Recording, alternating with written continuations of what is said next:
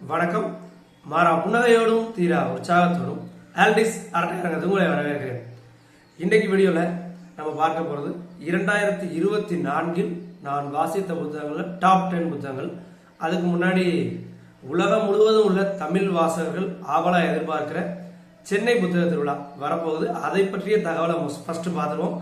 அதற்கு பிறகு top 10 books 2024. அதன் பிறகு ஒரு முக்கியமான விஷயம், எங்கள் குடும்ப ப்ராடக்ட் ஒன்று லான்ச் பண்ணணும். ஸோ அதையும் காமிச்சிடறேன். முதல்ல சென்னை புத்தக திருவிழா பற்றி பார்த்துருவோம். ஏன்னா உண்மையை சொல்லணும், உலகம் ஃபுல்லாகவே எதிர்பார்க்குறாங்க. ஏன்னா என்னுடைய நண்பர், நம்ம சேனல் பார்க்குற நண்பர் அமெரிக்காலேருந்து வர்றாரு.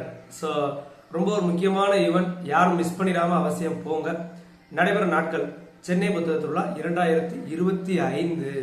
25 சொன்னாலும் 24 தொடங்குது.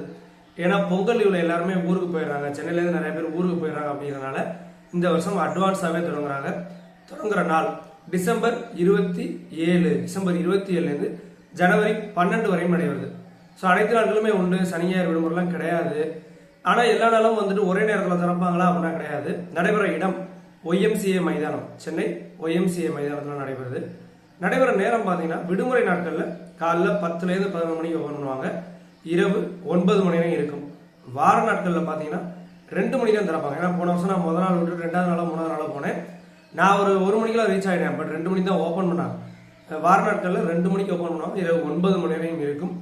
மற்ற ஊர் புத்தகத்துக்குள்ளால என்ட்ரன்ஸ் இருக்காது. சென்னை புத்தகத்துக்குள்ளால என்ட்ரன்ஸ் ஃபீஸ் இருக்கும்.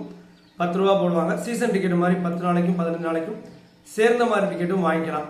ஸோ அவசியம் சென்னை புத்தகத்துக்குள்ள எனக்கு இந்த வேலை இருக்குது அந்த வேலை இருக்குது அப்படிலாம் சொல்லாமல் அமெரிக்காலேருந்து ஒரு மனுஷன் கிளம்பி வருவார். நீங்கள் உள்ளூரில் இருக்கீங்க, தமிழ்நாட்டில் இருக்கீங்க, நிச்சயம் போய் பாருங்க. அடுத்ததாக டாப் 10 புக்ஸ் பார்க்கறதுக்கு முன்னாடி ஒரே ஒரு நிமிடம் எங்கள் குடும்ப ப்ராடக்ட் ஒன்று அவசியம் காட்டி ஆகணும். ஸ்ப்ரவுட்டின் ஹெல்த் மிக்ஸ், அதாவது 21 வகை தானியங்களை முளைக்கட்ட வச்சு அதற்கு பிறகு அதை அரைச்சு ஒரு பவுடர் மாதிரி பண்ணியிருக்கோம், ஒரு ஹெல்த் மிக்ஸாக பண்ணியிருக்கோம். பாலில் கலந்து சாப்பிடலாம். ஸோ இப்போ தான் தொடங்கி லான்ச் பண்ணியிருக்கோம். ஸோ தேவைப்படுற நண்பர்கள் அவசியம் கமெண்ட் செக்ஷனில் கேளுங்க. நம்மளுடைய மெயில் அட்ரஸும் டிஸ்கிரிப்ஷனில் இருக்குது, அதிலே நீங்கள் கான்டாக்ட் பண்ணலாம். இல்லை நீங்கள் உங்கள் ஊரில் அதை மார்க்கெட்டிங் பண்ணணும் அப்படின்னு விரும்பினா கூட பண்ணலாம். ஏன்னா நாங்கள் மார்க்கெட்டிங்லாம் இன்னும் பண்ணல. ஒரு ஆஸ்திரேலியன் ஏஜென்சி மட்டும் வாங்கியிருக்காங்க, அவங்களுக்கு மட்டும் ஒரு 1000 கிலோ 2 வாட்டி கொடுத்துருக்குறோம். ஸோ உங்களுக்கும் வேணும் அப்படின்னா, இல்லை நீங்கள் வெளிநாட்டில் அதை மார்க்கெட்டிங் பண்ணுறீங்க அப்படின்னாலும், எந்த விதமான இதை பற்றி கமர்ஷியலாக வேணும் அல்லது வீட்டுக்கு வேணும் அப்படின்னா கூட நீங்கள் கான்டாக்ட் பண்ணலாம். கமெண்ட் செக்ஷனில் நான் லிங்க் போடுறேன். அதே மாதிரி டிஸ்கிரிப்ஷன்லேயும் நம்மளுடைய மெயில் அட்ரஸ் இருக்குது. ஸ்ப்ரவுட்டின் ஹெல்த் மிக்ஸ் ரொம்பவே சத்தானது, தரமானது. நீங்கள் வாங்கி சாப்பிட்டு பார்த்துட்டு சொல்லுங்கள். ஓகே, இப்போ டாப் 10 புக்ஸ் போயிடலாம். இது என்னுடைய வாசிப்புலேருந்து, அது முக்கியம். என்னையா நீ சொன்ன அந்த புக்கு சரியில்லை நல்லா இருந்துச்சு நல்லா இல்லை அப்படின்னு உங்களுக்கு ஒப்பீனியன் இருக்கலாம். இது என்னுடைய வாசிப்புலேருந்து. ஸோ முதல் புத்தகம் ஆக்சுவலாக வந்து டாப் 7 தான். இதோட 5ம் இல்லாமல் 10மே இல்லாமல் இருக்குது அப்படிங்கிற மாதிரி இருந்துச்சு. அப்புறம் 3 special mention book. So 3 special mention plus தீவிர இலக்கியம். ஏன்னா இந்த 3 ஸ்பெஷல் மென்ஷன் இருந்தால் தீவிர இலக்கியத்தில் சொல்ல முடியாது. போன வருஷம் ஒருத்தர் வீடியோ பார்த்துட்டு கேட்டார், நீங்கள் ஏன் தீவிர இலக்கியம் சொல்லும்போது ஜனரஞ்சகமான நாவல்கள், ஒரு என்டர்டைன்மெண்ட் நாவல்களையும் உள்ளே கொண்டு வரீங்க அப்படின்னு. ஸோ அந்த மாதிரி உள்ள புத்தகங்கள் 3 ஸ்பெஷல் மென்ஷன் நான் சொல்லிடுறேன். மீதி 7 புத்தகங்கள் தீவிர இலக்கியங்கள். டோட்டலாக டாப் 10. முதல் புத்தகம் சிவகுமார் அப்படிங்கிறவர் ஆயுத மொழியன் அப்படிங்கிற புனைப்பெயர் எழுதிய அப்பூதி. ரொம்ப சிம்பிளான கதைகள் தான், தீவிர இலக்கியத்தில் சொல்ல மாட்டேன். ரொம்ப ஒரு சிம்பிளான கதை, அறிவியல் கதைன்னு சொல்லலாம். ஸோ அதில் ஒரு அட்வான்ஸாக ஒரு 1000 காலம் முன்னாடி போயிட்டு அங்கேருந்து உள்ள நிலைமை எழுதுனா எப்படி இருக்கும் அப்படிங்கிற மாதிரி. ஸோ இந்த புத்தகத்தை குறித்து ஒரு டீட்டெயில்டு வீடியோ நம்ம சேனலில் இருக்குது. ஸோ எதிர்காலத்திலிருந்து சில கதைகள் அப்படின்னு சொல்லி போட்டிருக்கேன். ரொம்ப வாசிக்க எளிமையானது. ஒரு தீவிர இலக்கிய வாசகராக இருந்தால் என்ன இந்த சிம்பிள் கதையை போய் நீங்கள் சொல்கிறீங்க அப்படின்னு. ஸோ உங்களுக்கு கிடையாது, பட் ஒரு பிகினருக்கு ஒரு வித்தியாசமான கதைகளை படிக்கணும் அப்படிங்கிறவங்களுக்கு இந்த புத்தகம். ஏன்னா நம்ம சேனல் பார்த்து நண்பர் ஒருத்தரும் கரெக்டாக நான் சொன்ன பாயிண்ட்டே கமெண்ட்ஸில் சொல்லியிருந்தார், கதை ஆழம் இல்லை, பட் ஒவ்வொன்றும் ஒவ்வொரு சேனல் நல்லா இருக்குது அப்படின்னு. அதை தாண்டிலும் இந்த அறிவியல் புனைவு கதைகளுக்கு பின்னாடி ஒரு 4 கதை சிறுகதைகள் போன்ற அமைப்பில் இருக்கும். அதுலேயும் உள்ள கதைகள் அது ரொம்பவே ஒரு இலக்கிய தன்மையோடய இருக்கும் அப்படின்னு சொல்லலாம். 5 பிரிவு, ஒரு ஊரின் மயிர், இதெல்லாம் ரொம்ப பிரமாதமான கதைகள். ஸோ இந்த தொகுப்பை பற்றி தனி வீடியோ இருக்குது, நீங்கள் ரெஃபர் பண்ணி பாருங்கள். அடுத்து 2வது புத்தகம் ஏகரசி தினேஷ் அவர்கள் எழுதிய பிசி. இந்த புத்தகமும் தனி வீடியோ நம்ம சேனலில் இருக்குது. பிசியை பொறுத்தவரையும் முதல்ல ஒரு குறுநாவல் இருக்கும், அதற்கு பிறகு ஒரு 2-3 சின்ன சிறுகதைகள் அப்படின்னு சொல்லலாம். அதுலேயும் ஒன்று கட்டுரை போன்ற அமைப்பில் இருக்கும். ஸோ இந்த புத்தகத்தை பற்றியும் இதோட அமைப்பு பற்றியும் தனி வீடியோவில் கீழே அந்த தனி வீடியோ இருக்கிற எல்லாமே நான் கமெண்ட்ஸில் லிங்க் போடுறேன். பிசி குருணாவில் பொறுத்தவரையும் இது எனக்கு போன வருஷம் நம்மளுடைய டாப் 10 வீடியோஸில் பார்த்தீங்கன்னா தெரியும். 7.83 ஹெர்ட்ஸ்னு ஒரு புக் இருக்கும். அறிவியல், மரபு, வரலாறு, ஒரு மிருகங்களை குறித்த அடிப்படையான தகவல், இப்படி எல்லாமே கலந்து கட்டி அந்த புத்தகத்தில் இருக்கும். ஸோ அதே மாதிரி இந்த புத்தகமும் தமிழர்களுடைய மரபு, அதே மாதிரி இந்தியாவோட வரலாறு, அப்புறம் கொஞ்சம் சயின்ஸ் அப்படின்னு எல்லாம் கலந்து கட்டி இருக்கக்கூடிய ஒரு நாவல். வாசிக்கிறவனே கதைக்குள்ள நீங்கள் போயிடலாம். அடுத்த புத்தகம் எழுத்தாளருடைய முதல் புத்தகம் நினைக்கிறேன், ராயரின் மகுடம், மருதுபாண்டியன் அவர்கள் எழுதியது. இதை புத்தகம் அவரே வெளியிட்டிருக்காரு. பிசியை பொறுத்தவரையும் உங்களுக்கு கௌரா பப்ளிகேஷன், கௌரா பதிப்பக குழுமம் இருக்குது. அப்பூதியை பொறுத்தவரையும் அவரே பப்ளிஷ் பண்ணியிருக்காரு. ஆயுதமலையிலே பப்ளிஷ் பண்ணியிருக்காரு. ஸோ நீங்கள் அவருடைய கான்டாக்ட் அட்ரஸ் பார்த்தீங்கன்னா ஃபர்ஸ்ட் எடிஷன் அவர் வந்து செல்ஃப் தான், பப்ளிஷிங் செல்ஃப். நீங்கள் ஆன்லைனில் கிடைக்குதுன்னு நினைக்கிறேன். அவரே பதிப்பிச்சிருக்காரு. பிசி கௌரா பதிப்பக குழுமம். அடுத்தது ராயரின் மகுடமும் வந்துட்டு அவரே பதிப்பிச்சிருக்காரு. ரொம்ப மெனக்கெட்டு இருக்காரு. ஏன்னா அந்த புக் ரீடர் கார்டர் முதற்கொண்டு டிசைன் பண்ணி அனுப்பியிருக்காரு. இங்கே பாருங்க, அந்த இடையில புக் மார்க் கார்டு முதற்கொண்டு டிசைன் பண்ணி அனுப்பியிருக்காரு. ஒரு சரித்திர புனைவி போன்ற அமைப்பில் உள்ள ஒரு நாவல். சரித்திர புனைவுன்னு நான் சொல்லிட மாட்டேன், சரித்திர புனைவை போன்ற அமைப்பில் உள்ளது.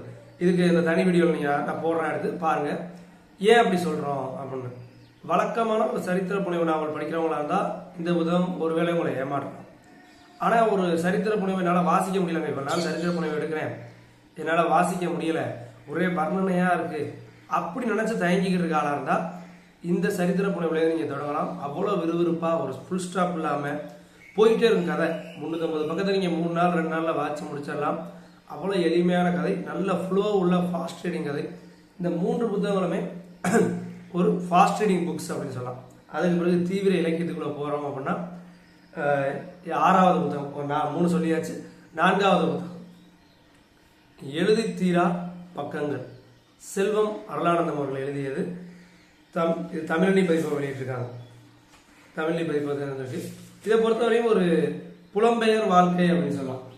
இன்னைக்கு நம்ம இலங்கை தமிழர்கள் குறித்து இன்னைக்கு நிறைய பேசுகிறோம். அரசியல் களத்தில் அதை பற்றிய கருத்துக்கள் இருக்கு. 1980களில் இது பயங்கர உச்சத்தில் இருந்துச்சு. அந்த இலங்கை போர்லாம் இருந்த முதல் முறை 2000 இறுதி போர், அந்த முதல் போர் சமயத்துலாம் பயங்கர ஸ்பீச்சஸ் இருந்துச்சு. ஆனால் ஒரு இலங்கை தமிழரோட வாழ்வியலை நம்ம தமிழ்நாட்டில் வரக்கூடிய அரசியல் ரீதியான கருத்துக்கள்லேருந்தோ தமிழ்நாட்டுக்குள்ள வரக்கூடிய புத்தகங்கள்லேருந்தோ எடுக்கிறதை காட்டிலும் அந்த புலம்பெயர் தமிழர்களுடைய எழுத்துக்களில் வாசிக்கிறது நேர்மையாக இருக்கும், அல்லது நேர்மைக்கு பக்கத்தில் இருக்கும் அப்படின்னு நான் சொல்லுவேன். ஏன்னா அவங்க இந்தியாவை தமிழ்நாட்டை நம்பி வந்ததை காட்டிலும் பல பேர் யூரோப்பியன் கண்ட்ரிஸ் கனடாவுக்கு போயிட்டாங்க. இப்போ நம்ம ஊரில் பாருங்க, இன்னமும் அகதி முகாமில் வச்சுக்கிட்டு பேர் மட்டும் மாற்றிருக்கோம், மறுவாழ்வு மையம் அப்படின்னு. ஒன்றும் நம்ம செய்யலை, சும்மா சொல்லிக்கலாம் இந்த கட்சி போராடுது அந்த கட்சி போராடுதுன்னு. எந்த கட்சியும் ஒன்றும் செய்யலை. ஏன்னா அது இந்திய அரசாங்கத்தோட நேஷனல் கவர்மெண்டோட கண்ட்ரோலில் இருக்குது. ஸ்டேட் கவர்மெண்ட்டுக்குள்ளே அவ்வளோ வர முடியாது. சும்மா எலெக்ஷன் சொல்லலாம். ஸோ இந்த மாதிரி புலம்பெயர் எழுத்தாளர்களுடைய வார்த்தைகளில் படிக்கும்போது நிறைய விஷயங்கள் நம்ம தெரிஞ்சுக்க முடியும். குறிப்பாக இந்த புத்தகம் இலங்கையோட 1980களில் இலங்கையோட காலகட்டத்தையும் அன்னைக்கு யூரோப்புக்கு போன புலம்பெயர் தமிழருடைய வாழ்க்கை, அது ரொம்ப முக்கியம். ஏன்னா இன்னைக்கு நம்ம வந்துட்டு அந்த மெட்ரோ ட்ரெயினில் நமக்கு ஒரு 10 வருஷம் முன்னாடி இன்ட்ரோ பண்ணாங்க. இன்னைக்கு கொஞ்சம் கமர்ஷியலாக சென்னையில் ஒரு ட்ராக்ல ஓடிக்கிட்டு இருக்கு, இன்னும் மற்ற ட்ராக் ரெடி பண்ணிக்கிட்டு இருக்காங்க. இதே நான் 2016 வந்துட்டு டெல்லி போயிருந்தேன். அங்கே வந்து அப்போவே மெட்ரோ ட்ரெயின் ரொம்ப ஃபேமஸ். எல்லாமே ஒரு எலக்ட்ரிக் ட்ரெயின் பிடிச்சி போகிற மாதிரி போவாங்க. பட் அதையெல்லாம் முன்னாடி ஒரு 1980களில் இந்த ஃப்ரான்ஸுக்கு தான் அவர் போயிருக்காரு. அப்போ பார்த்தோன்னா அவ்வளோ ஃப்ளூவெண்ட்டாக மெட்ரோ ட்ரெயின் இருந்திருக்கு. ஸோ அந்த டெக்னாலஜி வைஸும் உலக நாடுகள் எவ்வளோ முன்னாடி போயிடுச்சு, நம்ம எவ்வளோ பின்னாடி இருக்கிறோம். நம்ம இன்றைக்கி ஏதோ புதுசாக கொண்டு வந்துடுவோம், அதெல்லாம் கிடையாது. நம்ம அங்கே யூஸ் பண்ணி தூக்கி போட்ட டெக்னாலஜி உண்மையாக சொன்னால் யூஸ் பண்ணுறோம். ஒரு நேர்மையாக சொல்லணும் அப்படின்னா இப்படி தான் சொல்லலாம். ஸோ அந்த மாதிரி ஒரு புலம்பெயர் மக்களுடைய வாழ்க்கை, அன்றைக்கு வெளிநாடுகளில் இருந்த டெக்னாலஜிஸ், அன்றைக்கு இலங்கையில் இருந்த ஒரு நிலைமை எல்லாத்தையுமே நம்ம தெரிஞ்சுக்க முடியும். எழுதி தீரா பக்கங்கள், செல்வம் அருளானந்தம், தமிழ் நிவேதம். அடுத்து நிழலின் தனிமை, தேவி பாரதியோடது. ஸோ போன வருடம் நம்ம சேனல் நேயர்கள் தான் இந்த புத்தகத்தை எனக்கு பரிந்துரை பண்ணீங்க. ரொம்ப வந்துட்டு கவித்துவமான எழுத்துநடை, பிகினர்ஸ் கிடையாது. ஸோ இப்போ உஷாராயிங்க, சொல்லிட்டாரு டாப் 10ல் வந்துருச்சுன்னு வாங்குறதுக்கு கொஞ்சம் யோசிங்க. ஏன்னா இந்த புத்தகத்தை எடுத்துட்டு ஒரு வேலையாக இருக்கும்போது எடுத்தேன். ஒரு 3 பக்கம் தாண்ட முடியாமல் வச்சுட்டு அப்புறம் ஒரு 3 மாதம் கழிச்சு திருப்பி ஒரு வாட்டி எடுத்து அப்புறம் தான் படித்தேன் அப்படின்னு சொல்லலாம். ஸோ கொஞ்சம் வாசிக்க கடினமான எழுத்துக்கள் அப்படி எழுத்துனடைன்னு சொல்லலாம். ஏன்னா கவித்துவமான எழுத்தும் கூட ரொம்ப சூப்பராக இருக்கும். ஒரு பழிவாங்கல் கதை தான். ஆனால் அது கிளைமேக்ஸ் முடியும் போது வேற மாதிரி முடியும். அந்த பழிவாங்கன்னு நினைக்கிற ஆசாமி என்ன யாரை பழிவாங்கன்னு நினைக்கிறானோ அவன் செஞ்ச தப்புகளெல்லாம் இவனும் செய்வான். ஒரு மன மாற்றங்கள் குறித்து அப்படின்னு ஒரு மல்டிபிள் லேயராக இருக்கக்கூடிய ஒரு நல்ல கதை. இதை பற்றி நான் தனி வீடியோவில் சொல்கிறேன். இந்த ஒவ்வொரு புத்தகங்களை பற்றும் தனி வீடியோக்கள் சில புத்தகங்களுக்கு இருக்குது, சில வீடியோக்களுக்கு இல்லை. நம்ம சேனலை தொடர்ச்சியாக பார்த்தீங்கன்னா அதை பார்க்க முடியும். மறக்காமல் சேனலை சப்ஸ்கிரைப் பண்ணுங்கள். புத்தக வாசிப்பில் ஈடுபாடுள்ள நண்பர்களுக்கு கொண்டு போய் சேருங்க. அடுத்த புத்தகம் உண்மையை சொன்னால் இந்த புத்தகத்தை நான் திருப்பி கொடுத்துருவேன்னு நினச்சேன், ஆனால் கொடுக்கவே இல்லை, வச்சுக்கிட்டேன். யூதாஸின் நற்செய்தி, KR மீரா அவங்களுடைய புத்தகம் தான் அது. இது திருப்பூர் புத்தகத்திற்குள்ளால நம்ம நண்பர் ஒருத்தர் வாங்கிட்டு சொன்னார், வாங்கிட்டு வாங்க அப்படின்னு. நான் திருச்சியில் வாங்கிக்கிறேன். வரும்போது அவரை கொடுத்தாலும் நினச்சேன், கொடுக்க முடியல. அதுக்கப்புறம் கொடுப்போமான்னு யோசிச்சேன். ஆனால் நம்மளே படிச்சிடும் அப்படின்னு சொல்லிட்டு நான் படித்து எங்கள் வீட்டில் படித்து என்னுடைய ஃப்ரெண்ட்ஸுக்கு கொடுத்து புத்தகமே கொஞ்சம் லைட்டாக பேஜஸ் எடுத்துக்கிச்சு. அவ்வளோ ஒரு சூப்பரான புத்தகம் அப்படின்னு சொல்லலாம். ஒரு 3 பரிணாமங்கள் இருக்கும். பாதிக்கப்பட்டவன், அவனை பாதிப்படைய செய்தவன், ஒரு பெண்ணின் காதல். 3 லேயர். அதிகாரம் என்ன செய்யுது, அந்த சிஸ்டம் என்ன செய்யுது, அதிகாரத்தால் பாதிப்புக்குள்ளானவன் எப்படி இருக்கான், இது 2க்கும் இடையில ஒரு பெண்ணின் காதல். ஸோ ஒரு வித்தியாசமான நாவல்னு சொல்லலாம், அல்லது குறுநாவல்னு சொல்லலாம். அற்புதமாக இருக்கும். KR மீராவோட எழுத்துக்கள் அப்படி பெண்ணியம் தெரிக்கக்கூடிய எழுத்துக்கள் அப்படின்னு சொல்லலாம். பிரமாதமாச்சு. ஒரு நல்ல ஒருதலை காதல் மாதிரியும் இருக்கும். ஸோ ஒரு லவ் ஸ்டோரியாக சொல்கிறதா, சிஸ்டத்துக்கு எதிராக பேசக்கூடிய புத்தகம்னு சொல்கிறதா, கம்யூனிசம் பேசக்கூடிய புத்தகம்னு சொல்கிறதா, பாதிக்கப்பட்டவனோட இடத்துலேருந்து பேசுதுன்னு சொல்கிறதா, அப்படி பல்வேறு லேயரில் இருக்கக்கூடிய ஒரு புத்தகம். எளிமையாக வாசிக்கலாம். ஆனால் கொஞ்சம் மேபி பிகினர்ஸுக்கும் ரொம்ப அட்வான்ஸ்டு ரீடருக்கும் இடைப்பட்ட அமைப்பில் உள்ளதுன்னு சொல்லலாம். ஏன்னா வாசிக்க நல்லா தான் இருக்குது, ஃப்ளோலே வாசிச்சலாம். பட் பிகினருக்கு மேபி கொஞ்சம் தடுமாற்றம் இருக்கலாம். பட் மொழிபெயர்ப்பே தெரியாத அளவுக்கு சூப்பராக பண்ணியிருக்காங்க. எதிர் வெளியீடு செந்தில்குமார் மொழிபெயர்த்திருக்காரு KR மீராவோட எழுத்துக்களை. மொழிபெயர்ப்பு அப்படின்னு தெரியாத அளவுக்கு அவ்வளோ பிரமாதமாக மொழிபெயர்த்திருக்காரு. அடுத்த புத்தகம் இது ஒரு எழுதி தீரா பக்கங்களை போலவே இது ஒரு தன் வரலாறு அப்படின்னு சொல்லலாம். ஏன்னா செல்வ மரணத்தோட ஒரு தன் வரலாறு மாதிரி சொல்லலாம். இதுவும் ஒரு கிட்டத்தட்ட தன் வரலாறு தான். அந்துவான் து சென் எச்சுபரி எழுதிய காற்று, மணல், நட்சத்திரங்கள். இதுவும் ஒரு தன் வரலாறு. ஏன்னா அந்துவான் சு சென் எச்சுபரின்னு சொல்லலாம்.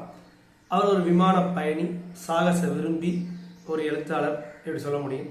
ஸோ அவருடைய விமான பயணங்களை அன்றைக்கு இருந்த ஒரு 1910கள் 20கள் அந்த உலகப்போர் காலகட்டத்தில் இருந்த விமானங்களுடைய டெக்னாலஜி எப்படி இருந்துச்சு, அன்றைக்கி எப்படி கஷ்டப்பட்டாங்க.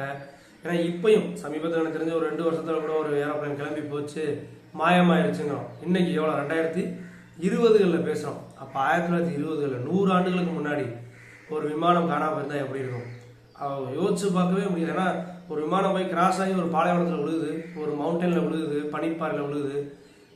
விமானம் இருக்கா இல்லையா, விமானி இருக்கானா இல்லையா, அவனை எப்படி தேடி போகிறது, எவ்வளோ கஷ்டம் பாருங்க. ஒரு சர்வைவல் புக் அப்படின்னு சொல்லலாம். கிட்டத்தட்ட 7 புத்தகம் பார்த்தாச்சு, இன்னும் 8 9. ஆக்சுவலாக அது ரேங்க் லிஸ்ட் கிடையாது, அதை முதலே சொல்லிடணும். ரேங்க் லிஸ்ட் கிடையாது. 10 வகையான சிறப்பு புத்தகங்கள். நீங்கள் கீழேருந்து 10லேருந்து 1 மேலே சொல்லலாம், மேலேருந்து 1 to 10 சொல்லலாம். 10 சிறப்பு புத்தகங்கள், அவ்வளோதான். இதில் ரேங்கிங் கிடையாது. அடுத்த புத்தகம் இந்த நேரத்தில் ஒரு செகண்ட் நான் ஒரு ஹிண்ட் கொடுக்குறேன், உங்களால் கண்டுபிடிக்க முடியுதான்னு பாருங்கள். வீடியோ பாஸ் பண்ணிட்டு உங்களால் யோசிச்சு கண்டுபிடிக்க முடியாதுன்னு. ஒரே எழுத்தாருடைய புத்தகங்கள், அந்த 8வது 9வது இடத்துல இருக்கக்கூடியது ஒரே எழுத்தாருடைய புத்தகங்கள். 2மே ஃபேமஸ். அவருடைய மாஸ்டர் பீஸ், எளிமையான எழுத்து நடை. 2ம் இரட்டை காப்பியங்கள் அப்படின்னு சொல்லலாம். எப்படி நமக்கு வந்துட்டு அந்த சிலப்பதிகாரம், மணிமேகலை 50 காப்பியங்களை இரட்டை காப்பியம்னு சொல்லுவோம். ஆனால் 2 வேற எழுத்தாளர்கள். பட் இங்கே அப்படி கிடையாது, ஒரே எழுத்தாளருடைய புத்தகம். இது 2 புத்தகம் ஒரு ட்வின்ஸ் தான். இவரை படித்தா அவரை படிக்கணும், அவரை படித்தா இவரை படிக்கணும் சஜஸ்ட் பண்ணும்போதே நிறைய பேர் ட்வின்ஸாக தான் சொல்லுவாங்க. ஸோ இந்த ட்வின்ஸை உங்களால் கண்டுபிடிக்க முடியுதா அப்படின்னு பாருங்கள். ஒரு செகண்ட் பாஸ் பண்ணிவிட்டு கண்டுபிடிக்க முடிஞ்சால் கமெண்ட் செக்ஷனில் போடுங்க. நான் சொல்கிறதுக்கு முன்னாடியே உங்களால் கண்டுபிடிக்க முடியுதான்னு சொல்ல போகிறோம். இதில் ஒரு புத்தகம் லைப்ரரியில் திருப்பி கொடுத்தேன், என்கிட்ட இல்லை. 8வது மற்றும் 9வது இடத்துல கி. ராஜநாராயணன் அவர் எழுதிய கோபல்ல கிராமம் மற்றும் கோபல்லபுரத்து மக்கள். 2மே சொல்லணும். கோபல்லபுரத்து மக்கள், கோபல்ல கிராமம். ஏன்னா சில பேர் இந்த ரீடிங் அந்த வாசிக்கிற ஆர்டர் தெரியாமல் மாற்றி கூட படிக்கிறாங்க. கோபல்லபுரத்து மக்களுக்காக தான் கி. ராஜநாராயணன் சாகித்ய அகாடமி விருது வாங்கினார். ஆனால் அது முதல் புத்தகம் கிடையாது. கோபல்ல கிராமம் படிச்சுட்டு தான் கோபல்லபுரத்து மக்கள் போனீங்கன்னா நல்லா இருக்கும். நீங்கள் படிக்காமலும் போகலாம், அதை பற்றி பிரச்சனை இல்லை. ஏன்னா தனித்தனியாக இயங்கக்கூடிய நாவல் தான். அதில் படிச்சுட்டு அப்படியே வரணும் தேவையில்லை. பட் படிச்சுட்டு வந்தீங்கன்னா கரெக்டாக இருக்கும். இது போக இன்னொரு சர்ப்ரைஸான விஷயம் சொல்லணும். இன்னொரு புத்தகம் இருக்குது, 3வது பாகம் இருக்குது. நிறைய பேருக்கு தெரியுமா என்னன்னு தெரியல. நான் இங்கேயும் சொல்லலை, ஏன்னா கோபல்ல கிராமம், கோபல்லபுரத்து மக்கள் அந்த 3வது பாகத்தை குறித்து தனியாக கீரா யூனிவர்ஸ் அப்படின்னு ஒரு வீடியோ ப்ரிப்பேர் பண்ணி வச்சுருக்கேன். தொடர்ச்சியாக சேனல் பார்த்துக்கிட்டே இருங்க, அடுத்தடுத்து அந்த வீடியோஸ்லாம் வரும். ஏன்னா முதல்ல கிராமத்தை உருவாக்குறாரு, அடுத்து அதில் மக்களுடைய நேச்சரை சொல்கிறாரு, அடுத்து இன்னொரு விஷயத்தையும் சொல்கிறாரு. அது 3வது நாவல் முழுமை பெறலை. அவர் பெருசாக இதெல்லாம் நினச்சாரு, பட் எழுத முடியல, சின்னதாக இருந்தார். அந்த நாவல்லேருந்து அந்த தொகுப்புலேருந்து சில காட்சிகள்லாம் இன்னைக்கு படத்தில் வந்து ஒரு ஃபேமஸ் ஹிட் அடித்த படத்தில் ஒரு சீனாக வரும்.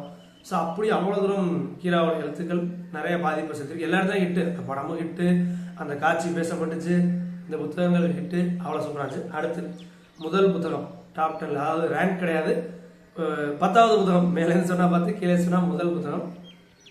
இந்த புத்தகத்தை பொறுத்தவரையும் இது ஒரு தீவிர இலக்கியத்தில் கொண்டு வரலாமா, அல்லது ஒரு குடும்ப நாவல் மாதிரி போயிடலாமா, ஒரு வெகுஜன நாவல் மாதிரி போயிடலாமா அப்படிங்கிற ஒரு சிக்கல் இருந்தாலும் இது பேசக்கூடிய கருத்துக்களுக்காக இந்த புத்தகம் முதல்ல வருது அப்படின்னு சொல்லலாம். இன்னொன்று சொல்லிடுறேன், இந்த இடத்துல நான் நான் ஃபிக்ஷன் புக்ஸ் இந்த லிஸ்ட்டில் கொண்டு வரல. ஏன்னா எப்போதுமே போன வருஷம் பார்த்துருப்பீங்க, நான் ஃபிக்ஷன் கொண்டு வரதில்லை, ஃபிக்ஷன் புனைவு கதைகள் மட்டும் தான் நம்ம கொண்டுகிட்டு வரோம். இதில் ஆனால் 2 தன் வரலாறு இருக்குது, அந்துவான் சுயெட்ஸ்பெரியோடதும் சில்வமர்லாந்தோடதையும். பட் இந்த புத்தகம் வந்துட்டு எழுத்தாளருடைய ஒரே புத்தகம் நினைக்கிறேன், மேபி வேற இருக்குதான் தெரியல. ஏன்னா அவர் ஒரு சமூக செயல்பாட்டாளர், நிறையா வந்து கட்டுரைகள் செய்தித்தாளில் எழுதியிருக்காரு, கடிதங்கள் எழுதியிருக்காரு. ஆனால் வந்து நாவல் இது ஒன்று தான் நினைக்கிறேன். குறைகள் இருக்குது, சில நேரத்தில் இது வடிவ நேரத்தில் இல்லைன்னு சொல்லலாம், அல்லது இது என்ன இப்படி இருக்குன்னு சொல்லலாம். ஏன்னா இந்த புத்தகத்தை பற்றியும் இதோட குறைகளோடையும் சேர்த்து தனி வீடியோவில் டிஸ்கஸ் பண்ணியிருக்கேன். ஸோ அந்த புத்தகம் மூவலூர் ராமாமிர்தம் அவர்கள் எழுதிய தாசிகள் மோசவலை அல்லது மதிப்பெற்ற மைனர். ஸோ இந்த 2 டைட்டில் ஏதாவது டைட்டில் அந்த காலத்தில் பப்ளிஷ் பண்ணியிருப்பாங்கன்னு நினைக்கிறேன். ஸோ இப்போ இந்த மாதிரி தாசிகள் மோசவலை அல்லது மதிப்பெற்ற மைனர், ஏன்னா அது லைப்ரரி புக்கு, இப்போ பிரிண்ட் வருதா இல்லையா தெரியல, அதனால காமிக்கணும் அப்படின்னு வச்சிருக்கேன். திருப்பி கொடுத்துட்டோன்னா அப்புறம் காமிக்க முடியாது அப்படின்னு, ரிட்டன் டேட்டே முடிஞ்சு போச்சு, ஃபைன் கட்டிக்கலான்னு வச்சிருக்கேன். ஸோ இதுதான் இந்த வருடத்தில் ஒரு சிறந்த 10 புத்தகங்கள் அப்படின்னு சொல்லலாம். திருப்பி ஒரு வாட்டி காமிக்கிறேன். அதுக்கு முன்னாடி சென்னை புக் ஃபேர் வருது, நம்ம சேனலுக்கு சப்ஸ்கிரைப் இது ஸ்பான்சர் பண்ணணும் அப்படின்னு நினச்சிங்கன்னா அவசியம் ஸ்பான்சர் பண்ணுங்கள் புத்தக திருவிழாக்காக. அடுத்து திருப்பியும் அந்த ஃபுல் லிஸ்ட்டையும் பார்த்துருவோம். தாசிகள் மோசவலை அல்லது மதிப்பெற்ற மைனர், தமிழ் குடியரசு பதிப்பை வெளியிட்டிருக்காங்க.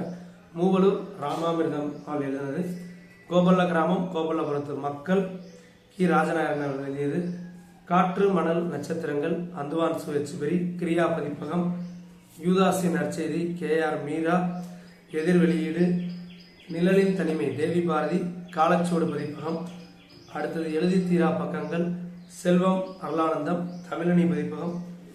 ராயரின் மகுடம், மருது பாண்டியன், அவரே ஓனா பப்ளிஷ் பண்ணியிருக்காரு. பிசி ஏகரசி தினேஷ், ஹவுரா பதிப்பக குழுமம். அப்பூதி ஆயுதமொழியன், அவரே ஓனா பப்ளிஷ் பண்ணியிருக்காரு. ஸோ இந்த 10 புத்தகங்கள் இந்த வருடத்தில் டாப் 10ல் இடம் பிடிக்குது. உங்களுடைய டாப் 10 கமெண்ட்ஸில் சொல்லுங்கள். சென்னை புத்தக திருவிழாக்கு அந்த லிஸ்ட் உதவும், நம்ம போய் புத்தகங்கள் வாங்குறதுக்கு உதவும். சென்னை புத்தக திருவிழாக்கு மறக்காமல் நம்ம சேனலுக்கு ஸ்பான்சர் பண்ண விரும்புகிறவங்க ஸ்பான்சர் பண்ணுங்கள். சென்னை புக் ஃபேர் போயிட்டு வந்து உங்களுக்கு வீலாக்கில் நிறையா எப்போதும் போல் வீலாக்கில் எந்த புத்தகம் எங்கே கிடைக்கும், எந்தெந்த ஸ்டால் எங்கே இருக்குது அப்படிங்கிறதெல்லாம் சொல்கிறேன். மறக்காமல் சேனலை சப்ஸ்கிரைப் பண்ணிங்க. ஸோ மறுபடியும் இன்னும் ஒரு வீடியோவில் இன்னும் நிறையா புத்தகங்களை பற்றி தகவல் சந்திக்கிறேன். தொடர்ந்து வாசிப்போம். நன்றி.